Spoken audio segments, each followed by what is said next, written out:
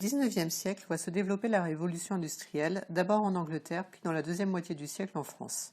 Les conditions de travail évoluent alors rapidement et une des revendications des syndicats devient vite la journée de 8 heures. 8 heures de travail, 8 heures de loisirs et 8 heures de sommeil. En France, la durée légale du temps de travail évolue considérablement dans la première moitié du XXe siècle. Après la catastrophe de Courrières, où en 1906 plus d'1 millier de mineurs ont trouvé la mort, de nombreuses manifestations éclatent qui aboutissent à la mise en place d'un repos hebdomadaire. En 1919, la journée de travail est limitée à 8 heures. Enfin, les grandes grèves de 1936 aboutissent à la mise en place des 2 semaines de congés payés ainsi que de la journée de 40 heures par le Front populaire. En 1927, Fritz Lang tourne avec Métropolis, un film à la fois expressionniste et d'anticipation. Il représente 2 mondes qui s'opposent, le monde ouvrier et le monde de la bourgeoisie, et le monde ouvrier est rythmé par le temps de l'horloge et quasi robotisé. C'est ce que nous voyons notamment dans le tout début du film.